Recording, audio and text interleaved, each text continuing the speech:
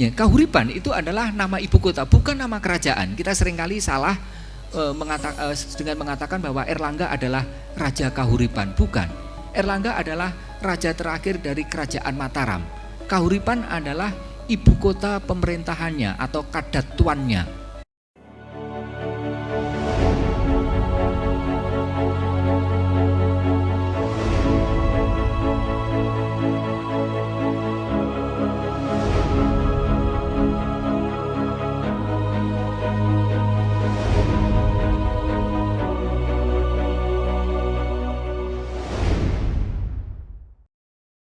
Kemudian satu hal lagi yang juga tidak kalah pentingnya terkait dengan masih di sekitar daerah Ngimbang, ada satu prasasti yang di dalamnya menyebut yaitu prasasti Pamwatan.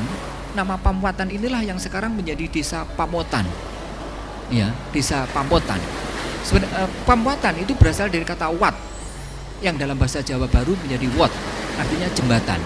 Wat atau wot ini yang dimaksud adalah jembatan pada Kali Lamong.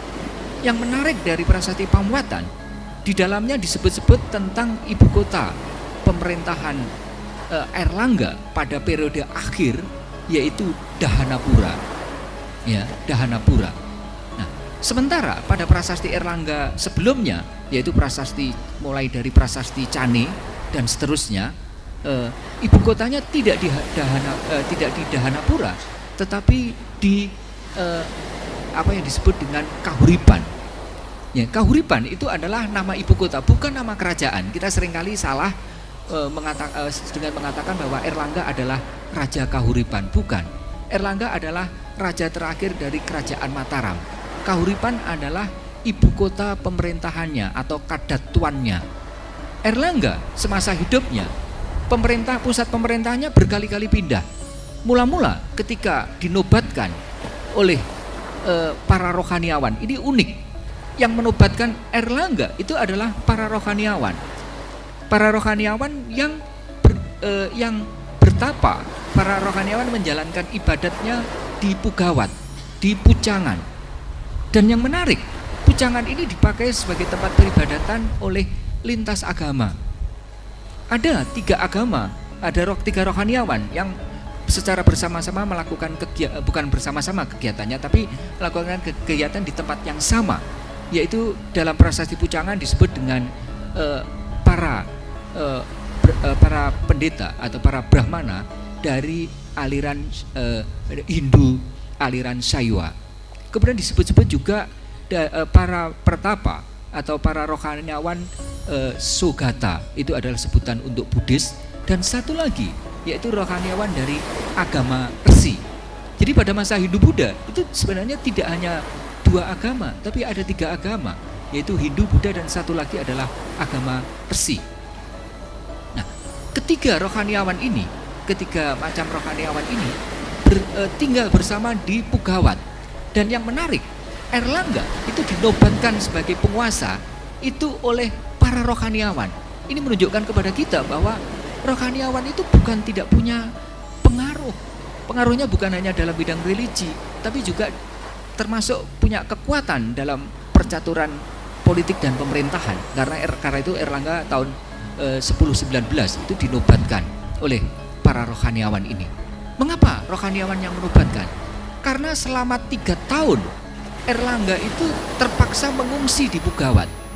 Karena pada 3 tahun sebelumnya, yaitu tahun 1017, Erlangga itu terpaksa meninggalkan ibu kota pemerintahan Mataram yang tidak lain pada waktu itu diperintah oleh pamannya sendiri, yaitu Dharmawangsa, karena adanya serangan tiba-tiba tepat di hari pernikahan Erlangga dengan putri Dharmawangsa. Jadi ini dramatis ini ya. Jadi serangan yang pas dilakukan itu ketika perhelatan, ketika pernikahan, dan Haji Wurawari bukan tanpa pertimbangan menyerang pada waktu ada perhelatan semacam ini karena orang cenderung lengah gitu ya. Dan ternyata betul serangan ini berakibat fatal. Dharmawangsa meninggal. Kemungkinan istri Erlangga yang merupakan anak Dharmawangsa sendiri ikut meninggal.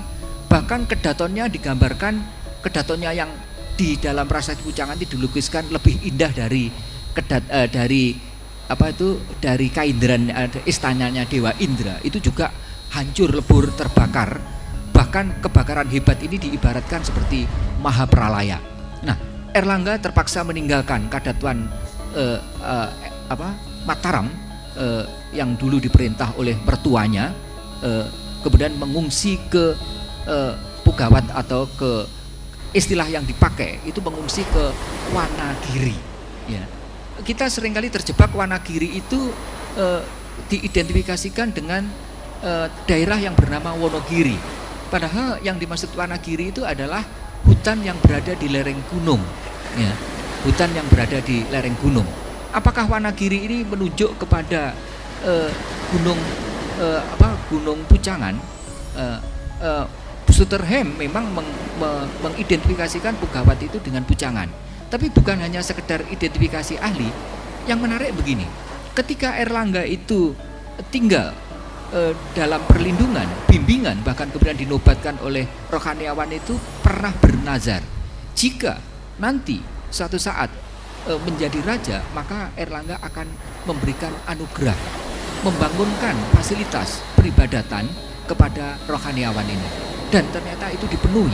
Pada tahun 1041 Erlangga mengeluarkan prasasti Pucangan yang antara lain isinya adalah membangunkan tempat pertapaan disertai dengan asrama yang pada prasasti itu disebut dengan istilah Sriwijaya Srama.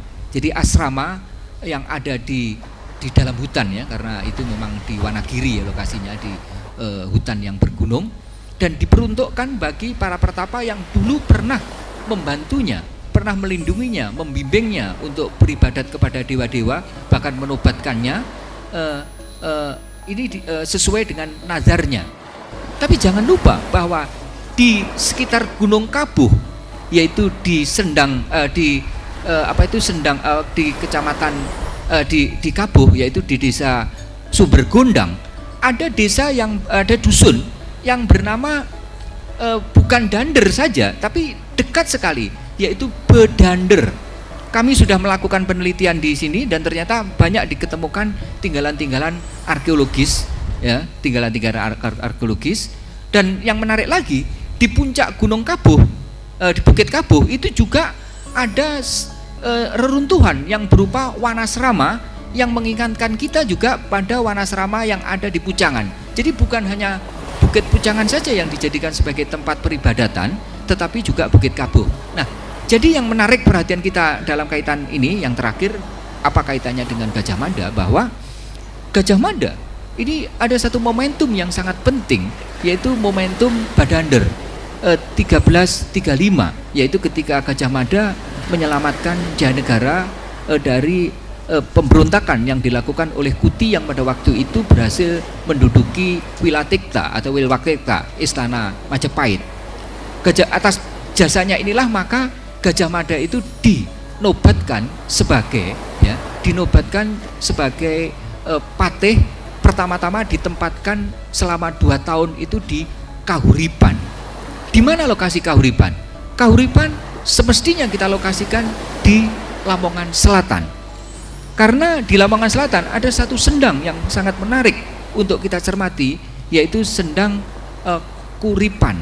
Nama Kuripan itu mengingatkan kita pada Koripan yang disebut-sebut di dalam cerita Panji untuk menyebut kerajaan yang pada waktu sekitar tahun 1040-an itu disebut dengan Kahuripan. Kahuripan itu ada di seberang selatan, di seberang utara, di seberang utara Kali Lamong, sementara Dahanapura itu ada di seberang selatan Kali Lamong di daerah Pamotan. Setelah Erlangga mangkat, maka terpaksa ibu kota, sebenarnya sebelumnya, ya, itu tahun 1044 sekitar 41-42 itu sudah ada tanda-tanda kerajaan itu akan dibagi menjadi 2. Sebagian itu diberikan kepada Samarawijaya, itu adalah putra Dharmawamsa yang selamat ketika terjadi serangan dari Wurawari. Nah, dan ditempatkan sebagai penguasa di Dahanapura, itu yang dulu pernah menjadi ibu kota Erlangga pada masa akhir. Sementara putranya Erlangga mula-mula mula-mula Sanggrama Wijaya, tetapi karena Sanggrama Wijaya memilih menjadi seorang pertapa wanita atau tapasi atau tapini, maka kemudian tahta diserahkan kepada adiknya yaitu Mapanji Garasakan, dan yang dijadikan sebagai ibu kota pemerintahan itu adalah di Kahuripan. Nah, jadi perang saudara antara yang kemudian kita kenal antara Panjalu atau Kadiri melawan Jenggala ini sebenarnya adalah perang saudara yang hanya dibatasi garis demarkasi yang berupa Kali Lamong, ya.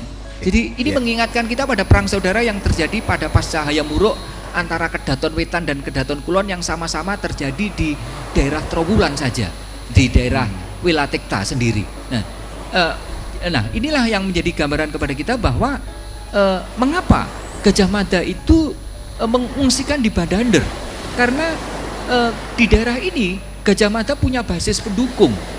Mengapa ini menarik kalau kita kaitkan dengan legenda yang mengatakan bahwa Gajah Mada itu berasal dari Modo, gitu ya. Sementara ibunya itu dari Gunung Ratu yang lokasinya tidak jauh dari desa yang disebut-sebut di dalam prasasti, yaitu desa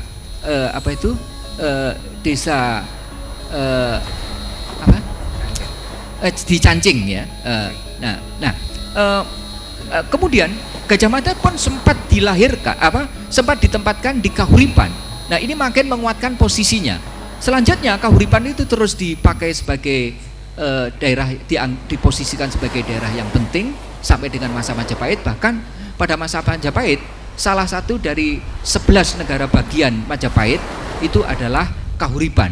Ketika pemerintahan Majapahit itu diperintah oleh Jayanegara, yang ditempatkan di Kahuripan itu adalah ibunya Hayam Wuruk, yaitu Tribuana Tunggadewi.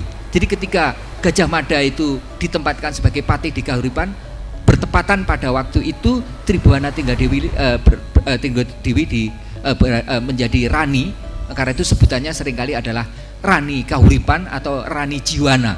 Jadi Jiwana itu adalah sebutan lain untuk Kahuripan, karena Jivan atau Jivana itu sama dengan Jivat dalam bahasa Sanskerta, artinya kehidupan.